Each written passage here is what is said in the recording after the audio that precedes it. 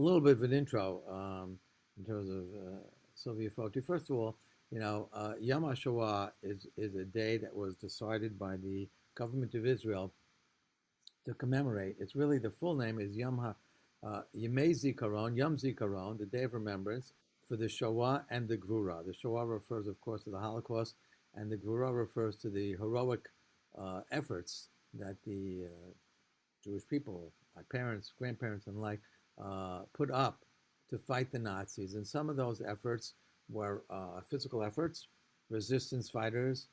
They were called partisans if they were able to escape the camps and fight in the forests. There were certain rebellions in various camps. As you probably know, the Warsaw Ghetto, which was surrounded, when they recognized the imminent, fate that's going to happen, they fought the Nazis. In fact, strangely enough, they withheld the Nazis longer than the entire army of Poland held off the Nazis. So it's the day of Shoah and Gvura. Now, it really takes place on the 27th day of Nisan, the Hebrew month, which is really going to be Wednesday night and Thursday, which is the 7th and 8th of April.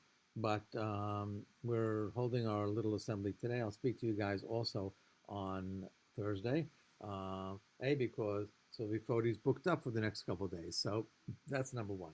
But I think there's a philosophical reason, and that is what we try to do here in school, and many of you have been here, 4 years as seniors or 1 year just as freshmen, is we really think that studying the Holocaust, feeling the tragedy of the Holocaust, is really an ongoing thing. It's not assigned just to one day. Yes, there is one day, but it really should be an ongoing effort for us to realize, in general, the importance of our past and look to the future.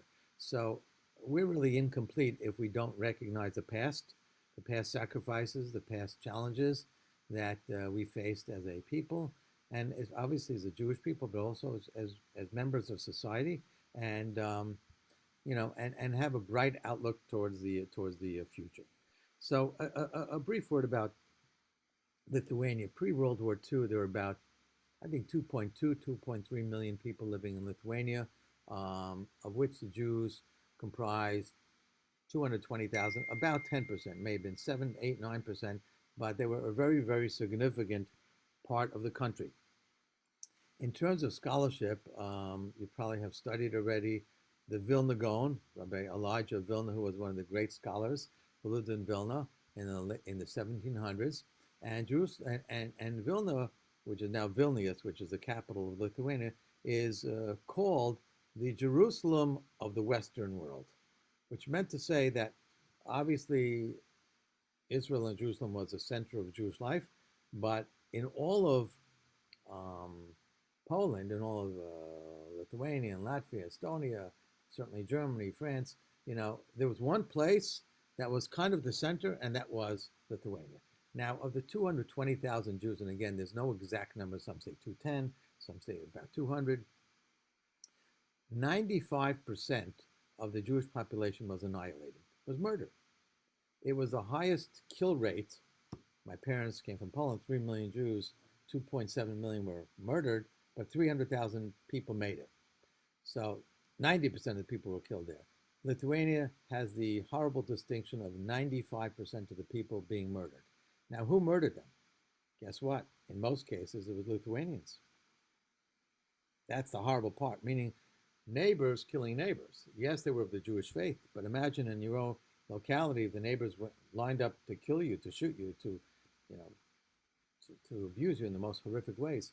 So it was Lithuanians that were perpetrating these crimes.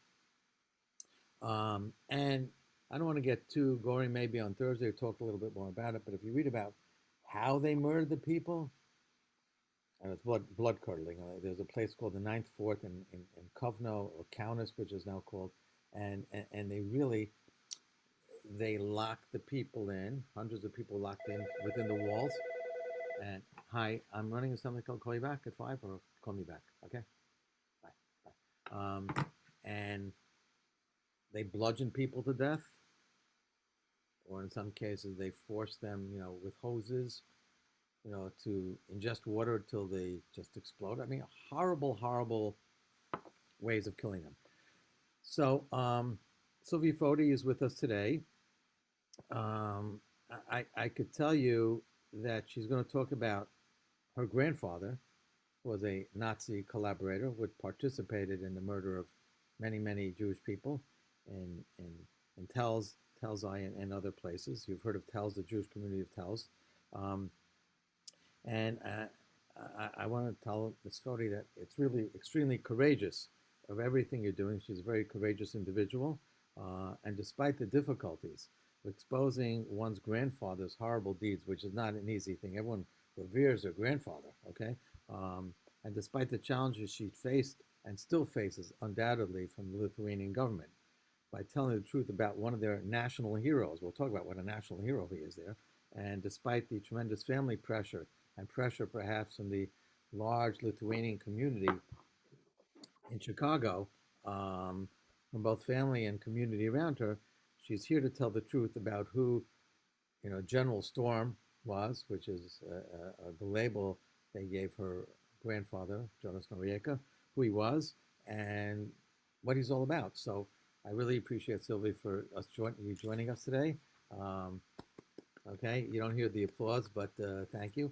And I guess I'll start asking you a couple of questions to frame it, and then if you can answer briefly, and then at the end of this time, hopefully the guys can ask questions. So I guess when you were brought up, what had you heard about your grandfather? Everyone's brought up in a certain way. So what did you hear about him? Well, I grew up in Chicago, very Lithuanian, only speaking the language in the house, even went to kindergarten, not speaking English yet. And this was a point of pride for my mother. My mother, his daughter, and my grandmother, his wife, spoke to me often of my grandfather and said what a wonderful World War II hero he is. By the time I was old enough, they told me that he died in a KGB prison, that he was tortured by the horrible communists. He only died at the age of 36, fighting for Lithuania's freedom. Before that, he tried to lead this revolt against the communists in their second invasion. And that's when he was betrayed by someone within his organization who betrayed him to the KGB. Before that, he was in a Nazi concentration camp. And I was told that he was in a Nazi concentration camp for saving Jews. Wow. Wow. And so he was in a Nazi concentration camp tortured, and he was in a KGB prison tortured. Wow. And before that, he was the head of a big region in Lithuania, like the governor of like maybe the second largest region in Lithuania called the HaShoah region. This was during the Nazi occupation. I was told he did this to help the Lithuanians in any way he could. So he took that position. And then before that, he was the leader of the first rebellion against the communists in 1941 in the northwestern part of Lithuania. So these are just, and then, he was a writer, he was a journalist. I, in part, decided to become a journalist because of my grandfather's inspiration. I wanted to be a writer. Wow. He was a lawyer. He was in the army. He got to captain in the army. They called him General Storm because that was just his nom de guerre. Wow. For the second revolt. So these are all just, wonderful, wonderful things. That's all I knew about him. Right. So what made you look into his past? Well, my mom had been working on this book about her father forever, like since the 70s. And I was growing up, always watching her collecting material, talking about it. Then in the 90s, 1990, Lithuania finally got its independence from the Soviet Union. My mom would go there every single year, to collect more material on her heroic father. 1997, I went with her, and she got this big cross of the Vitis. I have it here. I should have got this ready for you. Sure. I'm in my home office. So this is the cross of the Vitis, the highest honor anyone can receive posthumously. Wow. She got this in 1997. I was standing right next to her. My brother was on her other side in Lithuania, in Vilnius, from the president of the time, Algirdas Brazauskas. Wow. So I guess I know it's a whole book, but like, what did you find out, and what was your reaction to what you found out? Well, I didn't explain why I decided to write the story. Because 3 years later, after my mom got that Cross of the Vitis, she was on her deathbed. And that's when she asked me to write the story. So I was not at all going to be involved in this. This was my mom's project. So I only took it over, because she knew she was running out of time. She was 60 years old. She died very young. And then she asked me to take it over. So, I started digging into his past, and I was visiting the school named after him. It's still named after him now. It's still named after him right now. Yeah, Jonas Noreko Grammar School in Shukone, which is a little tiny town. But that's where he was born. And I was visiting there, and the director. This was, I went to bury my mom in Lithuania. She wanted to be buried in Lithuania, so I buried my mom in Lithuania.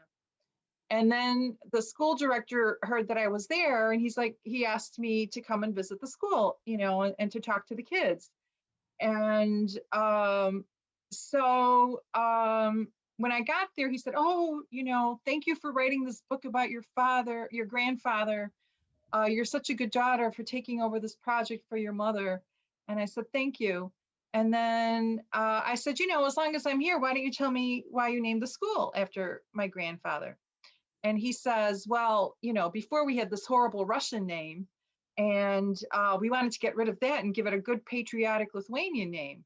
And so your father was born here, and it was a natural, he's such a magnificent hero that's why we wanted to name it after him." I thought, okay, that makes sense. But then this is the first time I heard, he pulls me off to the side, and he says, "But I got a lot of grief over naming the school after your grandfather." And I said, "Grief from who?" And he said, "From the Jews." And I said, "What could the Jews possibly say about my grandfather?" And he looked at me like, I should have known this. And he said, "He was accused of killing Jews." And I'm like, "What?" And I almost fainted. I almost fainted right there on the spot. And then he said, "But, that's all in the past. It's just communist propaganda. It's not really true." And, but, that was the very first time I was 38 years old at that time. And that was the first time I heard that. So when you started, I think, doing more research, and you could talk briefly about that, and started to uncover some of these horrible details, did and share them. Did people believe you, or they thought you were crazy? Family members. Well, it took me, this was 21 years ago when I heard this. So for 10 years, I was in denial myself. I didn't believe it myself. And anyway, then I start slowly uncovering things about him, one thing after another. And it wasn't until 2018 that I finally finished my research. And that's when I went out in the public. Until then, what I was discovering was so horrendous and so shocking that I knew I'm Lithuanian enough to know that it would cause problems within the Lithuanian community. I knew they were not going to accept it well. So what kind of problems did you encounter? Well, when it finally came out,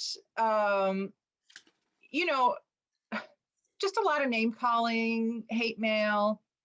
I'm a traitor to Lithuania. I'm called a KGB agent. Were these people in Lithuania or in Chicago? Both. Wow. Both. How hard was it for you to tell your family members, those that survived your mother's passing, hey, guess what? Well, on my mom's side, she was an only child. Now, my grandmother survived her by 5 months. This was a part of the story I skipped. My grandmother, right before she died, 5 months after my mom died, calls me over to her deathbed. And she says, Sylvia, how's this book going? And I said, oh, it's going fine. I'm not going to let it go the way mom did. You know, I'm 38 years old. I'm young. I'm going to get it done. And I thought I'm giving her words of comfort. And she says, don't write the book. Wow. And I said, what do you mean don't write the book? And she said, just let history lie. There's no need to dig around.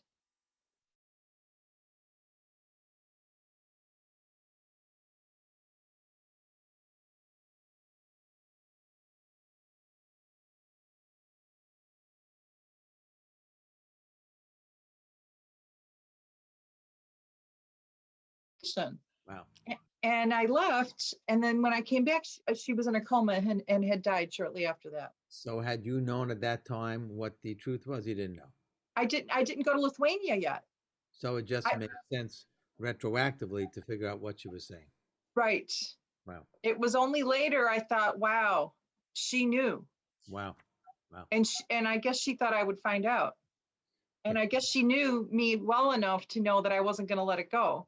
Can you again briefly state for, I'm familiar with a lot of the history, for the young adults here, which is what you do professionally and what we all do, what exactly he did? In other words, a brief description of his responsibility in killing Jews. Is that okay to talk about? Are you Of comfortable? course. Okay. Yeah. So it took me many years to discover all this, but I'm going to just lay it out. Go ahead. He, in 1941, for that first rebellion against the communists, which he led, he collaborated with the Nazis. So he was And I not did he was not in concentration camp. not yet. Okay. He was later, but not yet. Okay. In 1941, he was collaborating with the Nazis to get Lithuania back, to get Lithuania free from the Soviets. Okay. So in that collaboration with the Nazis, that was during Operation Barbarossa. And that was the start of the Holocaust in Lithuania. And he was leading his rebellion from this little town called Plungia. And in that town, there were 2,000 Jews. And within 3 weeks, they were all executed. So they were executed under his overall leadership.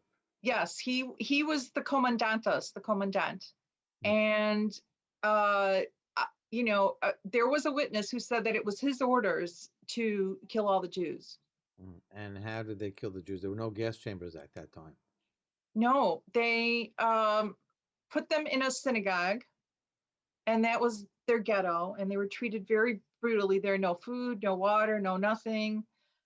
Some people were asked to entertain the Lithuanians in the yard. They were asked to dance. They would get two old men, one tall, one short, and ask them to balance a log, and obviously it would fall, and then all the Lithuanians would laugh and hit them some more and make them do it some more. Jews would die. They would put the Jews back in the synagogue, the dead Jews, and then this would make other people go crazy because the smell is horrific. If anybody would come out and complain, they would be shot. Mm-hmm. And the Lithuanians would shoot them. Yes. What was the role in the Einstadt's group? And just so the kids know, they were called mobile killing squads before the German ingenuity came up with gas chambers which could kill hundreds of people at the same time. They used to shoot people one by one, but to shoot people one by one, you needed people that were willing, able to do that. So they had mobile killing squads. They'd start in one town, they'd wipe out the town and go to the next town. So what was the role of the Lithuanian citizenry in terms of that? Do you know? I do, but I just wanted to point out that mobile killing unit was nowhere near my grandfather in Plungia. That Okay. was just purely Lithuanians. That wasn't even with that mobile killing unit, that city. Okay. But anyway, my grandfather, the Lithuanians would have to find the Jews that have to be identified, which was, I guess, not too hard because they lived in kind of their own region of town. And then they would either bring them to a ghetto where they were kept for a few days.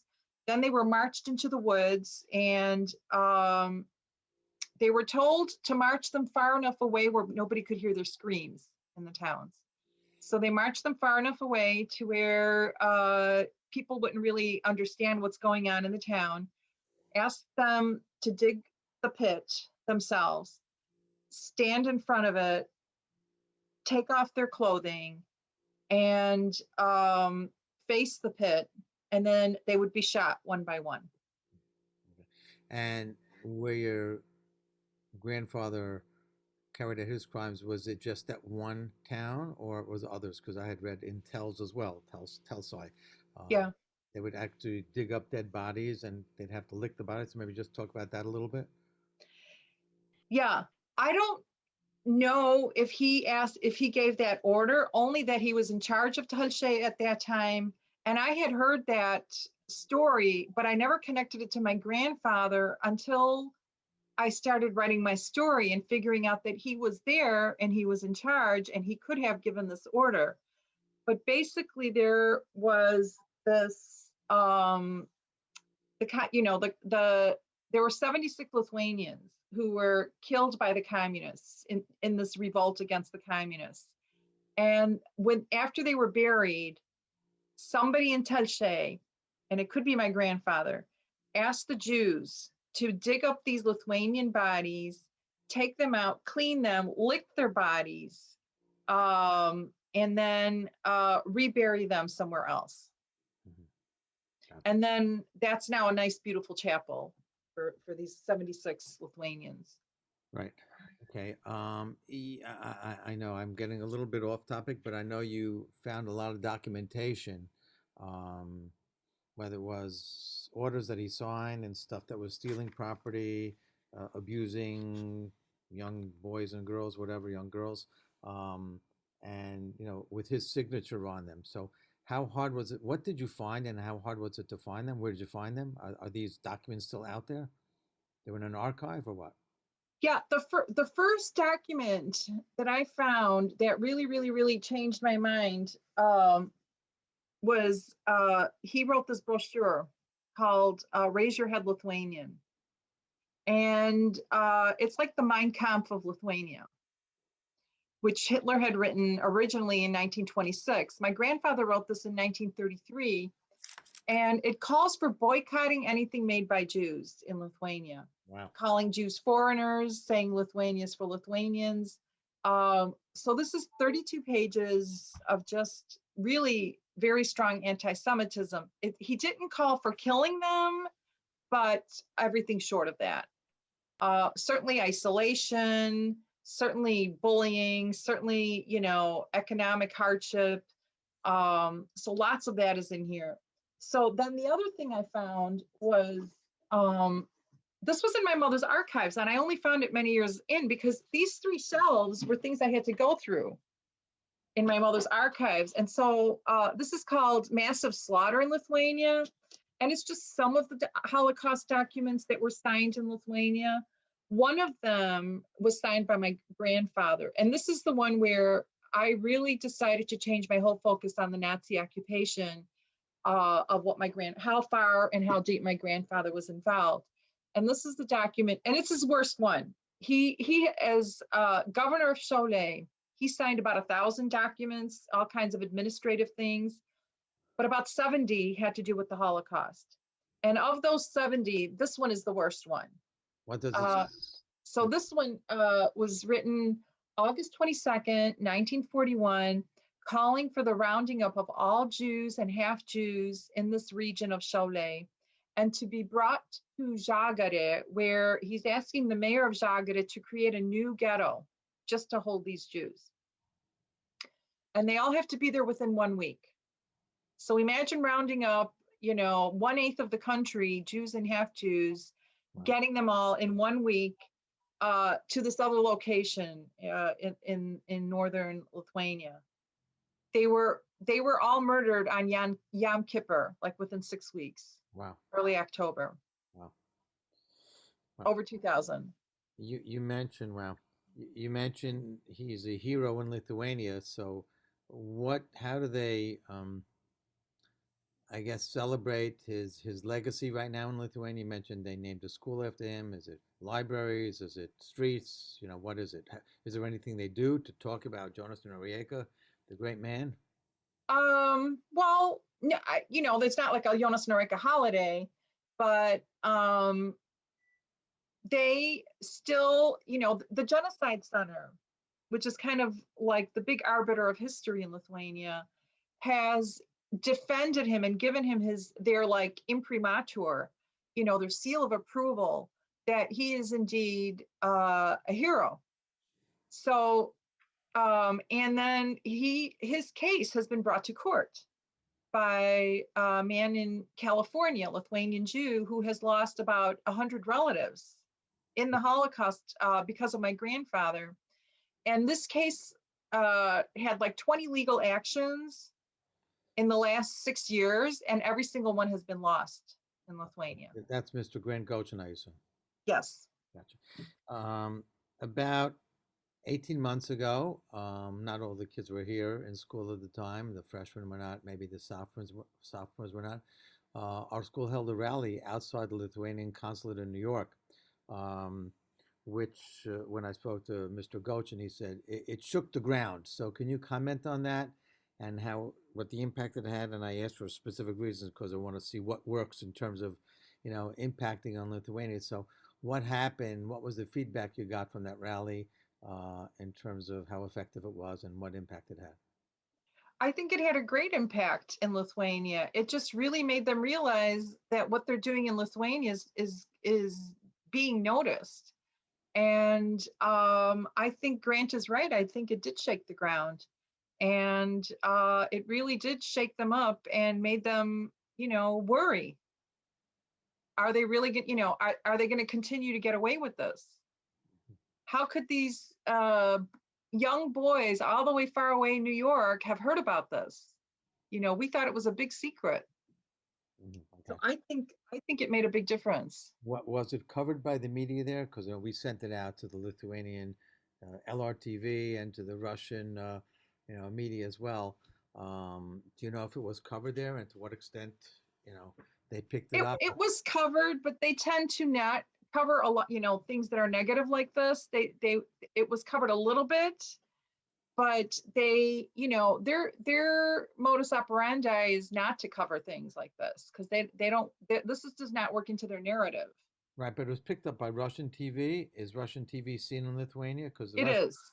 were It very is. excited about this story, perhaps because Noriega fought the Russians, and they picked. I think it was, I forgot the LRTV. I forgot what the name of the station was, but they came down and they said, "Wow, we have 100 million viewers." So it is seen in Lithuania. They don't get it. Yes. Yeah, I gotcha. Okay, and in terms of what's named after him, schools, museums, streets. One school, two or three streets, and he's got like two or three plaques on buildings. Uh-huh. Okay. There was something recently in the news that someone came in and cracked or smashed one of the plaques. Right. What was that all about? And was that quickly repaired? Was that guy sitting in jail for speaking up against a murderer? What happened? Yeah. Yeah. I mean, this is even on YouTube.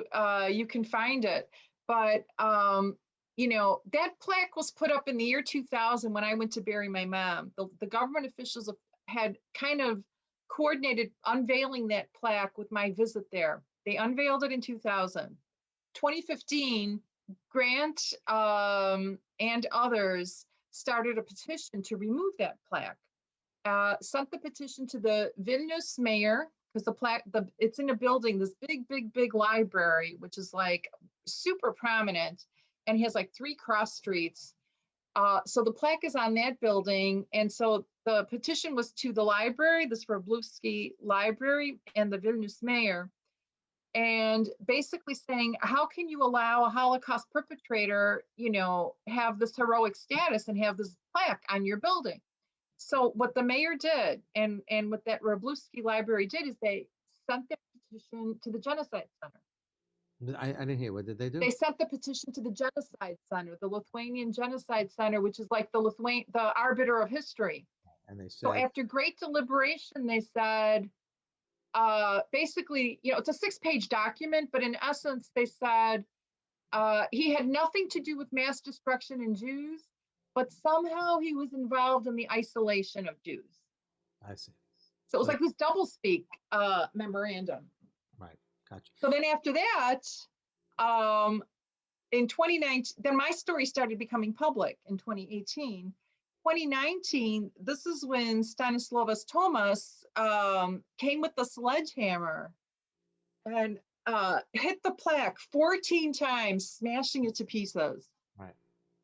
The mayor, the Vilnius mayor, gathered those pieces together, glued them all back together, put the plaque up.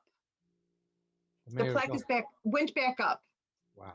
Then I guess the Jews went in uproar in Vilnius because there were, as you were explaining, there was the few Jews that are remaining. Most of them are in Vilnius. They went into an uproar. Then the Vilnius mayor changed his mind. It's very unusual. So in the middle of the night, he sent his guys to take down the plaque. Wow. Wow. That's not the end of the story. Then, um, then there was a group of patriotic nationals who came, and they took up a collection, and now there's a new plaque up there that's bigger and better than the original one. Wow. Wow. Twice the size, shinier. Do you have much to do with a fellow named David Katz? He's a Jewish guy in Lithuania. He's a professor of Yiddish. I And, know him. okay, I know him. I've met him. I know him. because he has a website defending history that talks about Yes. this, and yeah, I know he covered the rally, but he talks about a lot of different issues, including the desecration of the largest Jewish cemetery. So back to this. I know you wrote a book. What was the purpose of writing the book?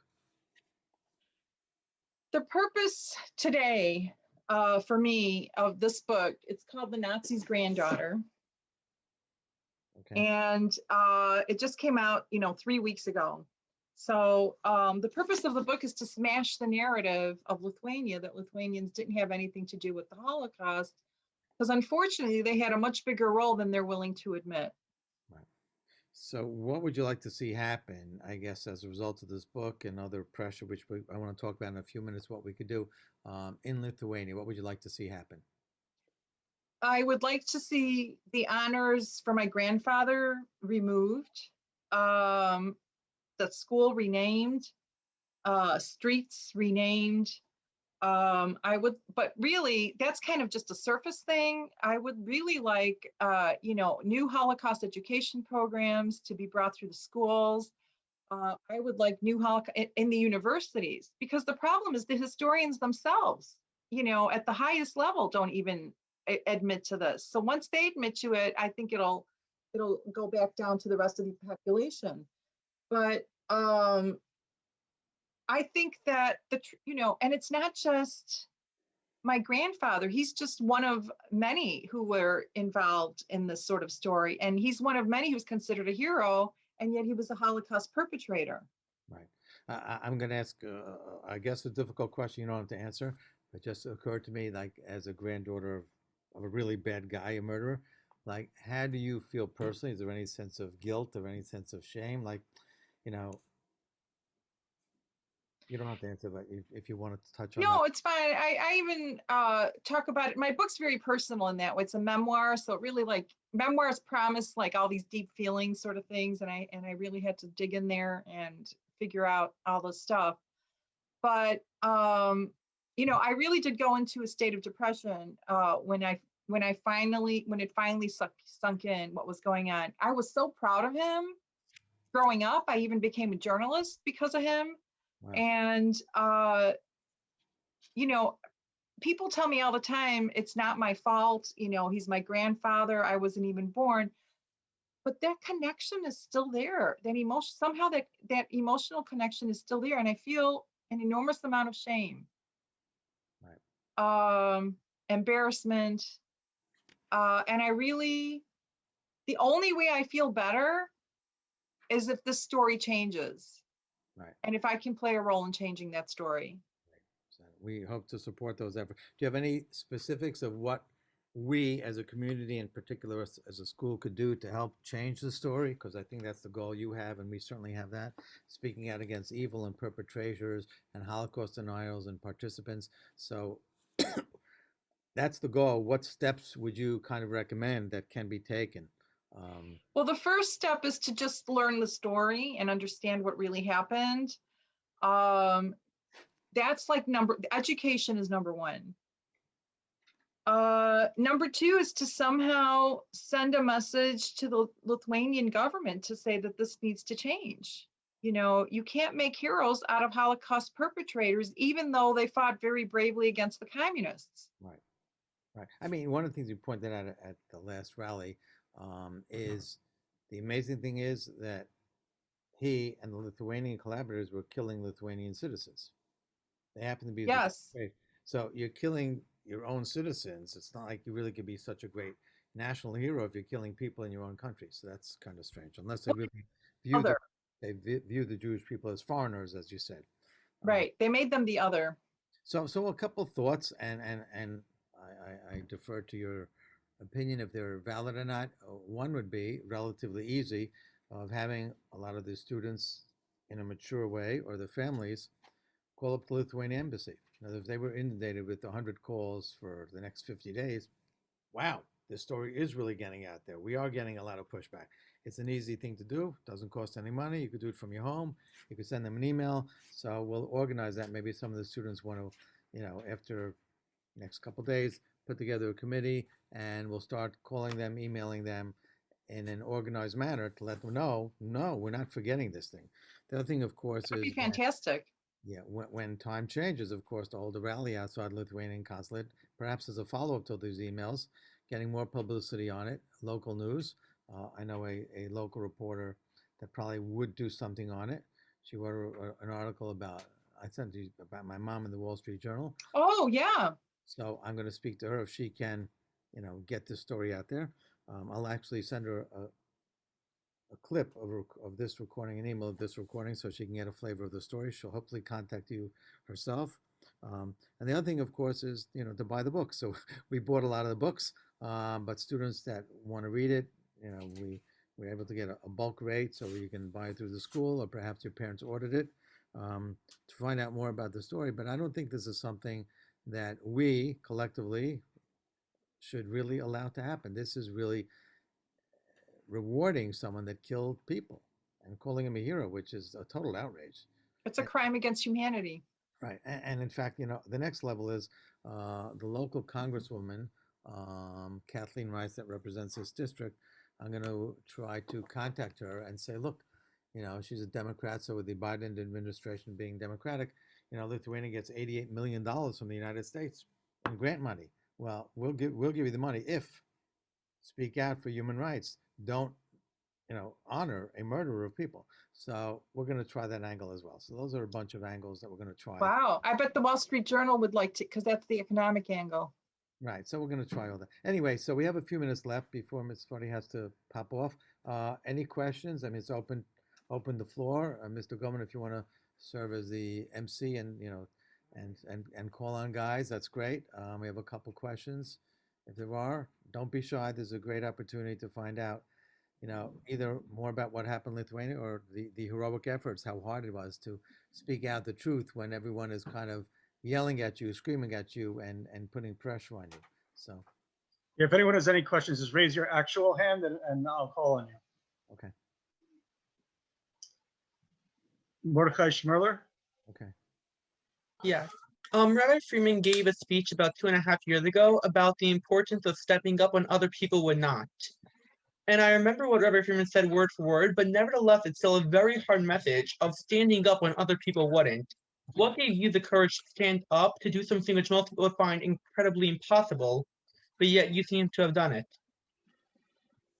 I'm a practicing Catholic, and I would say it was my faith in God, and that probably is what gave me the biggest strength, because it's one thing what men want, and it's another thing what God wants. And so I decided to follow what I thought God wanted. Thank you. If I could just ask a question, and thank you again for coming on. Do you feel that there are any parallels to what's going on in Lithuania, to what's going on in the United States in terms of going back in history and looking at some of these flawed people, and then wanting to change names of schools and things like that? Is there any parallel here, or it's too extreme? I do see parallels because, history is not just something in the past. It really does impact who we are today and who we think we are today. And the way we assimilate the country's narrative really impacts our own identity. I do think, though, the Holocaust, is a big crime against humanity, and to me, it's even worse than what happened here. But I can certainly understand the parallels. There's no doubt. Thank you. Anyone else? Guys, don't be shy. Ami Doob? So if we're saying that, then would you be in support of taking down, if we're going to take down the statues and take down the plaques of Norieko, then should we take down doing these things with the founding father, for example? If that's the similarity we're taking. And then what's the difference? If you're anti-taking down the founding fathers. Are you talking about Washington? Yeah, and Jefferson and stuff. And Jefferson. Yeah, I don't think it's the same thing. I haven't thought about this. I haven't, but my grandfather, I think, is not a founding father of Lithuania. And I think what he did was definitely a crime against humanity in participating in the Holocaust. And I think the country tried to cover up his role in the Holocaust. Also, I researched my grandfather's life for 21 years, so I'm very comfortable calling for taking down his plaques. And I have not done this level of research, with Washington or Jefferson or anybody like that. So I wouldn't be comfortable saying that they should, their memorial should be taken down. That I'm not ready to say. I'll also suggest there's a fundamental difference between, call it, people that turned an eye or actually allowed slavery, but the goal was not to annihilate a particular segment of the population. Here, the goal was to specifically kill the Jews, as opposed to, it wasn't to kill the blacks, it was to enslave them and have economic advantage. So I think there's a difference here. I do think there's a difference too. I mean, I know it feels like genocide, but it's not genocide. Any other questions we have? Naomi Rosenblum? Thank you. First of all, your story is amazing, and I give you a lot of credit for doing what you've done.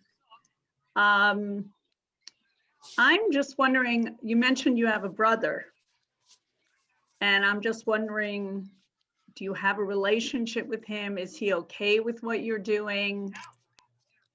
He was very supportive. He's been very supportive. He he works for the Navy, so he just he has to keep a very low profile in all this, so he's asked not to get involved. But I talk to him all the time with this. He was in Lithuania with me in the year 2000 to bury my mother and grandmother. He was there in the school when we first heard, so he was in as much shock as I was at the beginning. So it was very nice to have him there, kind of to live this with me, so I wasn't alone when I was living all this, living through this. My father is against this. I mean, our relationship's okay. He's read the book, but he sort of wishes, he just keeps saying, why did it have to be you? Why did it have to be you? Why couldn't it be someone else? Okay, that's hard. It's hard. It's hard for a parent to because he's seeing what you did, but he's also seeing how it's affecting you. So yeah, and it's I think the community is kind of looking at him a little funny too, like, can't you control your daughter? Right, right. Well, again, thank you. And I give you a lot of credit. Thank you. Okay, any other questions we have, guys? Because I think we're bumping up against the clock. I can't see the hands. If there's any other questions, Anyone else? now's a chance. Redford, is there time for one more? Just Yeah, sure, sure, sure. Okay. So could you discuss maybe just a little bit of the history of anti-Semitism in Lithuania? There's a sense that the church, in many cases, whether it's the Passion plays, there was a overall very negative outlook towards Jews to begin with, and then also nowadays, what's sort of the attitude towards Jewry? Is it, would you say the country's anti-Semitic? Where are we right now? I would say before World War II, there was like that interwar period. Jews were given a lot of freedom and they were very successful. And this made Lithuanians jealous, I think. And I think that by the time World War II came, by the time the Nazis had already been getting in power in Germany, they were eating up these anti-Semitic stories and believing them. And there is a very, very damaging thing that happened, which was critical to the death of so many Jews. They were all accused of being communists, including the grandmothers and the babies. This is where they crossed the line. And if it were just the military-aged men, that would be war. But when it got to be the grandmothers and the babies, then they crossed the line into genocide. And so that, I think, really is evidence of the anti-Semitism that they had. It's there. It was there. Today, I think it's better. There's so few Jews, and like they kind of set out to do what they wanted to do, unfortunately. What's going on, is a problem for them because they're not getting away with it. So and I am getting support from many Jewish organizations who have known this story for a long time, but really haven't gotten any traction with it. And so anyway, back to your question. I don't know the level of anti-Semitism in Lithuania today. I think it's much better than it was during World War II, but World War II was about as bad as it could get. Do you think? I don't think it could have gotten any worse. Right, no, I don't think so. And I mean, 95%, it's the highest. Right. I guess last question, only because I had a meeting with the mayor of Vilnius about 2 years ago, so I'm not sure if he's still the same guy or not. It is. You're meeting with him? Yes, I had a meeting with him, right. And we at that time talking about a little on this issue and a little on the issue of the decision to build the party center, convention center on top of the oldest Jewish cemetery in Vilna. And at the time it was very clear that we want to outreach the Jewish community because we want tourist dollars. So it kind of made me think that, it's really not so much a philo-Semitic, attitude as it is in terms of, an economic motivation. So I'm not sure to what extent that is part of what's going on in Lithuania today, that we can get Jewish tour groups to come to Lithuania, to Vilna, to see the great synagogue of the Gaon of Vilna and all that other stuff. So that's just my own, I guess, cynical attitude. But interestingly, he said that when I was at the largest hospital in Vilna, in Vilnius, I noticed that the steps going up to the hospital had Hebrew letters because they were from tombstones. So I made sure they were removed. And I said, wow. I said, that's amazing, but they've been there for 50 plus years, and you now first noticed it now? Like, whatever. So wow. There's a sense of ambivalence. I think we would all love to see them, come and recognize their failings. They can't bring the dead Jews back or their family members back, but at least admit the truth.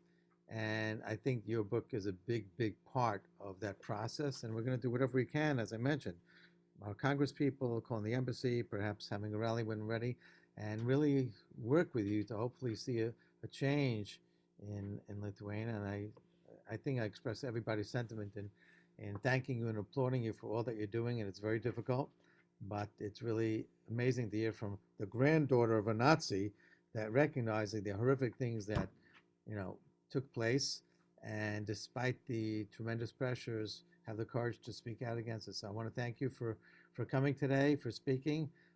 We shall be in touch, as they say, and hopefully share good news. So I want to thank you for everything. Okay, Thank you very much. Thank you. Thank you. thanks. Okay. I guess as part of the school administration, we have to send you back to class. Is that right? Sylvia, would you agree that they have to go back to class? Definitely. Get back to work. Not over till 5:20. Thank you. Okay. All right. Thank you. Take Thank you. care. Bye. Thank you very much and have a good day. Thank you, you Thank too. you.